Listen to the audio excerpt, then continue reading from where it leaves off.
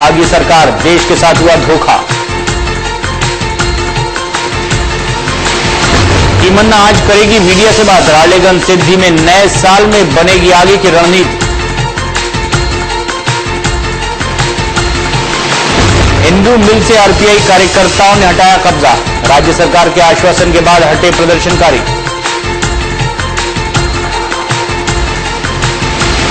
बीती रात बोरीवली के बार पर छापेमारी। जिस्म फरोशी के आरोप में 24 लड़कियां गिरफ्तार।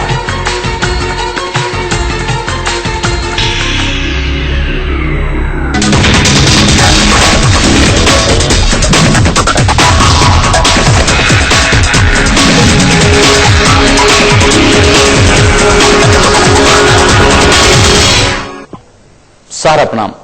पार्षद की परीक्षा में आपका स्वागत है। मैं हूं प्रशांत चुरहे और पार्षद की परीक्षा लेते हुए आज समय मुंबई पहुंचा वार्ड नंबर 114 में और आज होगी यहां की कांग्रेस पार्टी की पार्षद आशा अंचन की परीक्षा।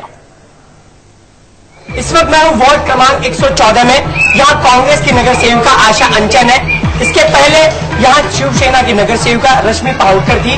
गलत जाति प्रमाण पत्र होने की वजह से कोर्ट ने उनकी नगर सेविका का जो पद था वो रद्द कर दिया। उसके बाद आशा अंचन को यहां मौका मिला। 2.5 साल के दरमियान उन्होंने कितने फंड का उपयोग किया और जनता के भलाई के लिए उन्होंने क्या काम किया। हालांकि यहाँ की जनता ने उनको पर विश्वास रखा। जनता के भरोसे पर ये नगर सेविका कितनी खरी उतरी, आइए आज हम इस पार्षद की परीक्षा लेते हैं।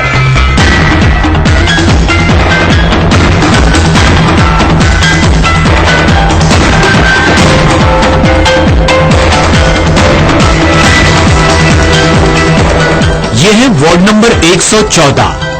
वार्ड का नाम हरियाली village, Godrej colony. Ward number 114 की कुल आबादी है 2 लाख। यहां से नगर सेविका है कांग्रेस की आशा अंचन। वार्ड नंबर 114 में 80% आबादी स्लम में रहती है, जबकि 20% लोग यहां बिल्डिंग में रहते हैं। खास बात यह है कि इस वार्ड में ज्यादातर आबादी मराठी भाषियों की है। 45% यहां मराठी भाषी हैं, 30% उत्तर भारतीय इस वार्ड में रहते हैं और 25% अन्य। वार्ड नंबर 114 में एक बीएमसी का स्कूल है, लेकिन खास बात यह है कि उच्च शिक्षा के लिए इस वार्ड में कोई भी कॉलेज मौजूद नहीं है और उससे भी त्रासदायी बात यह कि कोई भी सरकारी अस्पताल इस वार्ड में लोगों की चिकित्सा के लिए मौजूद नहीं है। वार्ड नंबर 114 की पार्षद बनने की दास्तां भी कुछ रोमांचक है। रश्मि पाहुड़कर जो शिवसेना की उम्मीदवार थी, इन्होंने चुनाव में कांग्रेस की आशा अंचन को हराया, लेकिन रश्मि पाहुड़कर का जाति प्रमाण पत्र सही नहीं पाया गया और आखिरकार उनकी पार्षद की कुर्सी जाती रही और उसके बाद दूसरे नंबर पर चुनाव में रही आशा अंचन नगर सेविका के पद पर काबिज हुई। रश्मि पाहुड़कर को नगर सेविका के पद पर 2 साल रहने का मौका मिला और उसके बाद से आशा अंचन इस वार्ड की नगर सेविका हैं। आशा अंचन का कहना है कि नगर सेविका के रूप में उन्होंने इस क्षेत्र में डेवलपमेंट के बहुत से काम किए हैं और इसके लिए उन्होंने अपने 3 करोड़ रुपए के फंड का इस्तेमाल किया। यहाँ की पार्षद का दावा है कि उन्होंने अपने कार्यकाल में इस क्षेत्र में सार्वजनिक शौचालयों की व्यवस्था कुछ बेहतर करवाई, सड़कों की बदतर हालत को कुछ ठीक करवाया और टाइल्स लगवाए। नालों की दुरुस्ती करने का भी दावा यहाँ की नगर सेविका का है।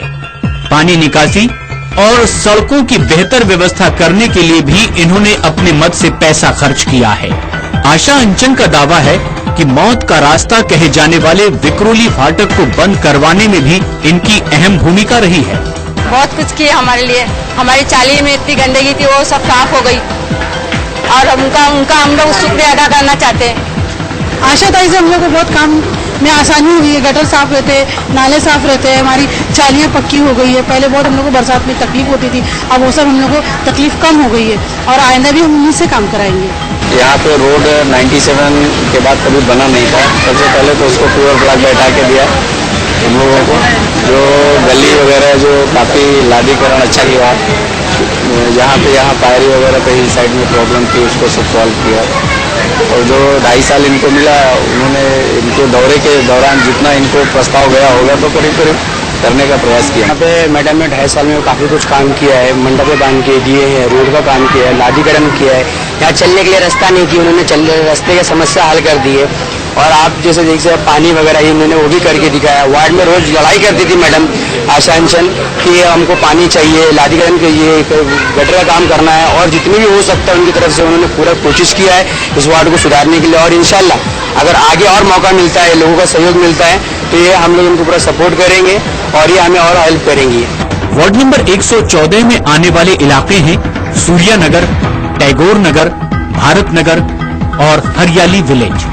वार्ड नंबर 114 की नगर सेविका चाहे जितने भी विकास के दावे करे, लेकिन यहाँ के लोगों का कहना है कि अगर स्थानीय नेताओं की ईमानदार कोशिश होती रही तो क्षेत्र का विकास और भी बेहतर हो सकता है।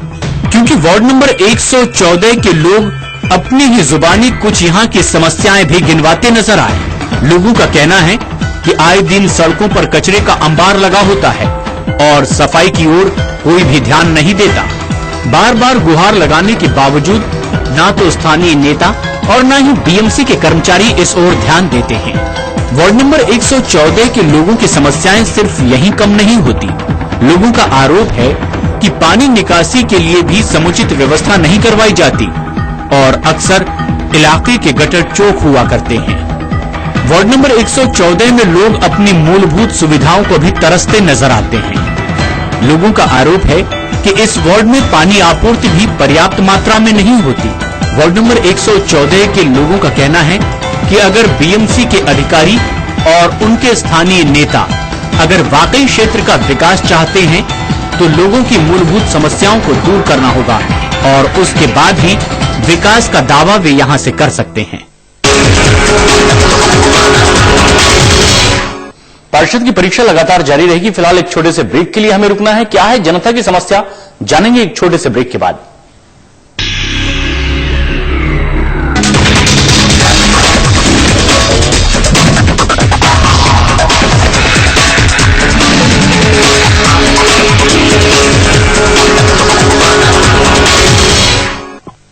आमचे सन्माननीय मार्गदर्शक व साई कृपा सहकारी साखर कारखान्याचे चेअरमन श्री सदाअण्णा पाचपुते यांना वाढदिवसाच्या हार्दिक शुभेच्छा। शुभेच्छुक श्री अशोक शेळके, ऑल इंडिया वाहन चालक महासंघ, ठाणे जिल्हाध्यक्ष। परेड हमारी ईमानदारी, कर्तव्यनिष्ठा और अनुशासन का प्रतीक है। जब थानेदार का कुत्ता मरता है तो सारा मोहल्ला इकट्ठा हो जाता है, पर जब थानेदार मरता है तो कुत्ता भी भौंकने नहीं आता।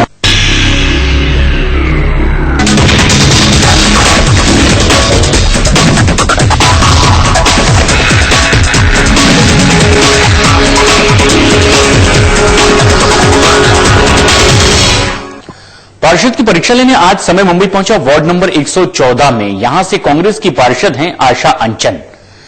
स्थानीय लोगों ने तारीफ भी की कि कुछ काम तो इन्होंने करवाए हैं, लेकिन समस्या भी यहीं की जनता गिनाती नजर आती है। क्या कुछ है यहां की जनता की समस्या, आइए उसे भी जानते हैं।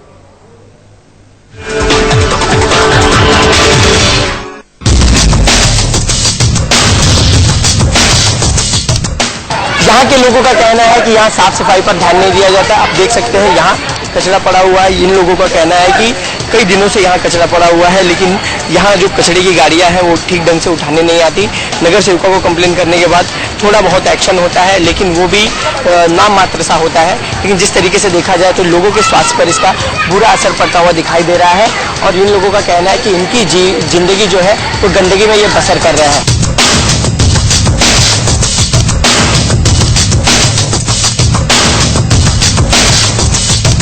कचरे की भी समस्या है। यहाँ देखो रास्ता नहीं रहता आने जाने के लिए रास्ता भी नहीं रहता है। कचरा सब आगे ही डालते जाते हैं। छोटा कचरा कुंडी है, रहवासी बहुत जन है, तो क्या करेंगे उतना कुंडीचे इथनं हटवून टाकायची। कुंडी नाही पाहिजे, कचरा जर बाहेर आला तर आम्हाला जायला येत नाही, मग तेच घाण पाय घेऊन घरात जायला लागते। 8-8 दिवस गाडी येत नाही कचऱ्याची। आम्ही सगळी आहे ती तशीच आहे, कोण येत नाही कोण जायत नाही। कवा कुणी फोन करून करून जमली तर कवा तरी कचऱ्याची गाडी येते, नाही तर बिन फोनची येत नाही।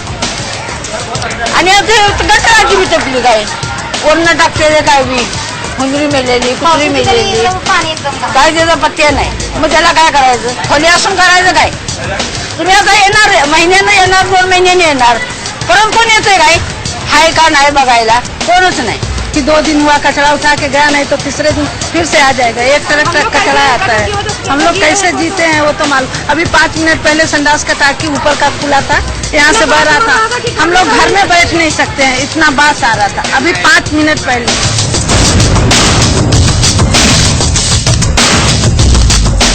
कचरे का समस्या, दत्तक वस्ती जो है, मेरे पास एक भी दत्तक वस्ती नहीं है, सब दूसरों की ही दत्तक वस्ती है। शिवसेना का जो भी नगर सेवक, पहले के पूर्व नगर सेवक लोग थे, उनका दत्तक वस्ती है। मेरे पास एक भी लेबर नहीं है।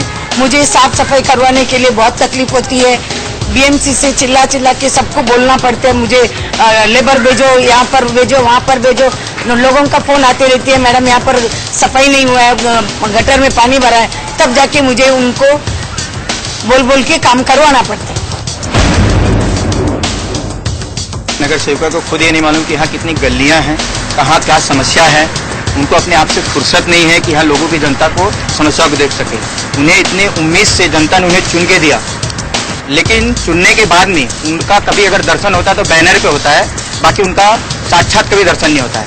यहाँ देख रहे हो, महिलाओं को तक को पहाड़ पे जाना पड़ता है, गटर भरी पड़ी है, न शौचालय की व्यवस्था है, न पानी, अगर नल है तो पानी नहीं, अगर पानी आता भी है तो भी गंदा आता है, फिर भी उसमें गुजारा कर रहे हैं। ये कैसे गुजारा कर रहे हैं, इनके जीवन की क्या समस्याएं हैं, जिस उम्मीद से बनाया गया था वो पूरा नहीं हो रहा है। जहां नगर सेविका की तरफ से तमाम दावे किए जा रहे हैं कि साफ सफाई पर ध्यान दिया जाता है, लेकिन तस्वीर कुछ और ही आप देख सकते हैं। यहाँ जो गटर है वो पूरी तरीके से चौपट है। यहाँ के लोगों का कहना है कि कई बार कंप्लेन की गई है, सिर्फ आश्वासन दिए जाते हैं, कहा जाता है कि काम कर दिया जाएगा, लेकिन अभी तक यहाँ का काम नहीं हुआ है। इससे ये लोग काफी खफा है। उनका साफ तौर पर कहना है, इन्होंने अब तक अपनी नगर सेविका को यहाँ नहीं देखा है और कई दिनों से ये इस समस्या से जूझ रहे हैं। बरसात के समय में इनकी मुश्किलें और बढ़ जाती हैं।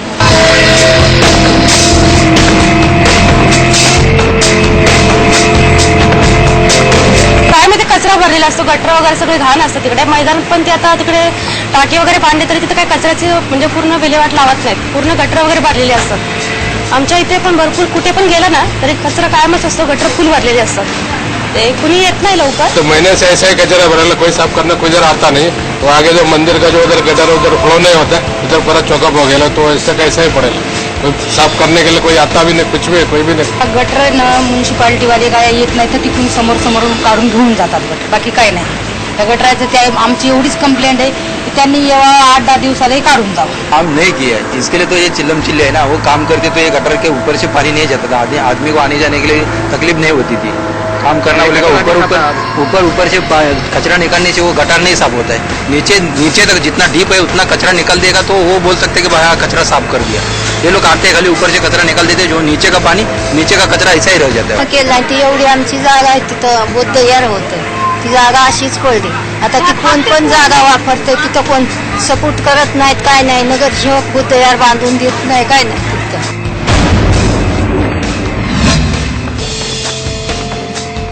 गटर और नाले के लिए मैं हमेशा वार्ड में रहती हूँ, वार्ड में अधिकारियों को बोल के मैं उनसे काम करवा के लेती हूँ।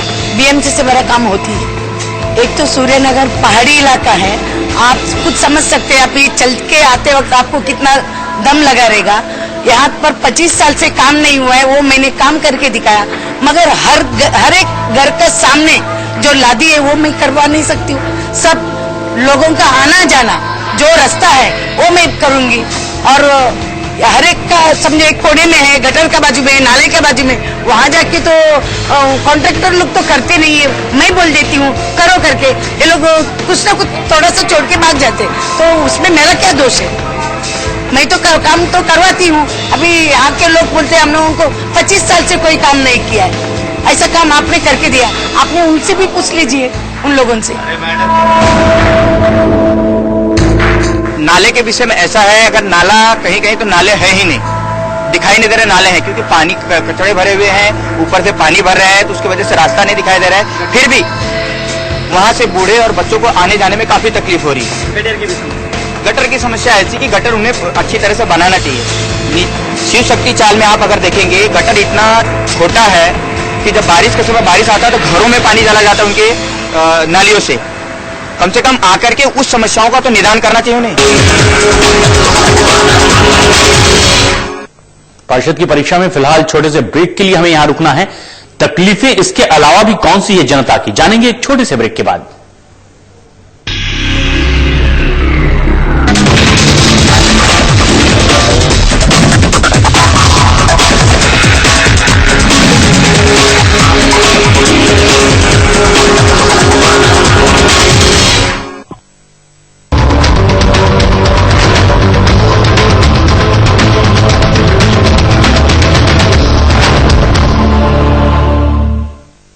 जब तुम्हारे जैसा सरकारी खजाने का लुटेरा चीफ सेक्रेटरी बन सकता है तो फिर इस आईपीएस ऑफिसर को राष्ट्रपति पदक क्यों नहीं मिल सकता? सर, मैं आईएएस हूँ पर इंडियन एडमिनिस्ट्रेटिव सर्विस का नहीं, पर आई एम स्लेव का।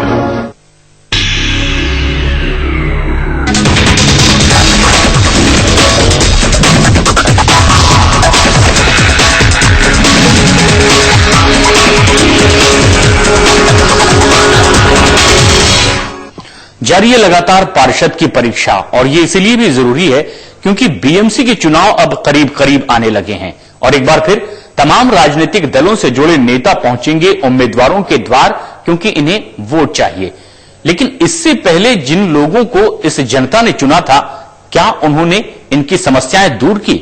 यही जानने के लिए आज हम पहुंचे हुए हैं मुंबई के वार्ड नंबर 114 में, और आज हो रही है यहां की पार्षद आशा अंचन की परीक्षा। यहां की जनता की क्या कुछ और भी है समस्याएं, आइए जानते हैं।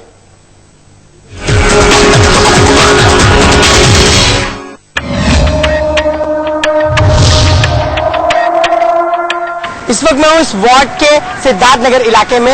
ये एक पहाड़ी इलाका, आप देख सकते हैं। यहाँ का जो भी हम बात करें तो सेंट्रल इलाके के जितने भी यहाँ झुग्गी झोपड़ियां हैं, सभी यहाँ से एरियल व्यू सभी का दिखाई देता है। हम बात करें तो यहाँ पर जो रहने वाले लोग हैं वो पानी और शौचालय की समस्या से जूझ रहे हैं। आपको बता दें यहाँ पानी का प्रेशर काफी कम आता है, कभी कभार तो यहाँ पानी भी नहीं आता।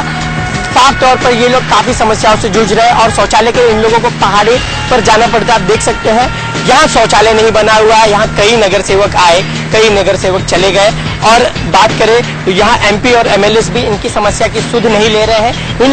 ये लोग काफी समय से इस समस्या से जुड़ रहे हैं। इन्हें समझ नहीं आ रहा है कि आखिरकार कब इनकी परेशानी दूर होगी, कब वो दिन आएगा जब इनके चेहरे पर खुशी की लकीर आएगी और इनकी समस्या दूर हो जाएगी।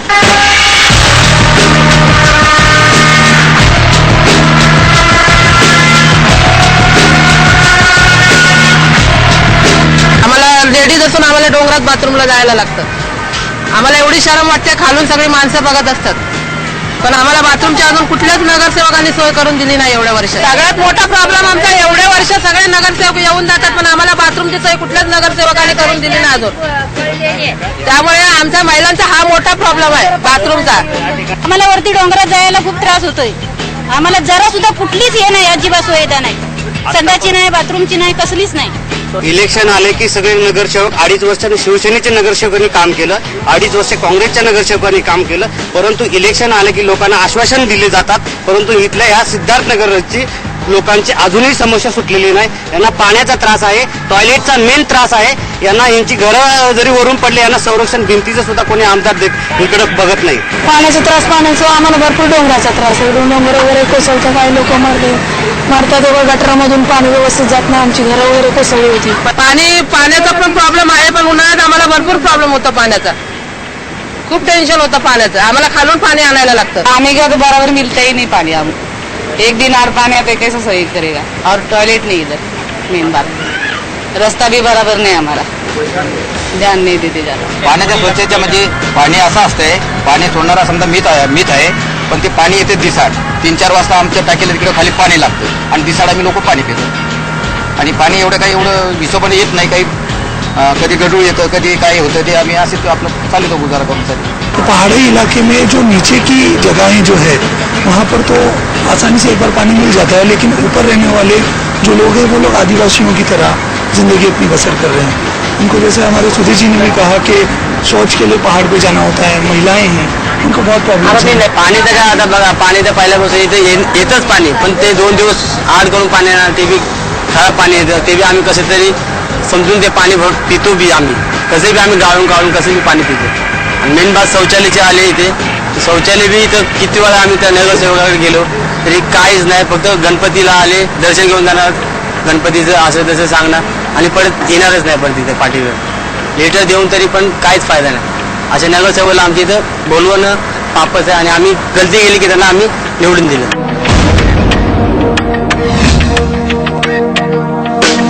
शौचालय मैं खुद मेरा फंड से पूरा रिपेयरिंग किया है और नया 3 शौचालय बनाया है MSDP की तरफ से.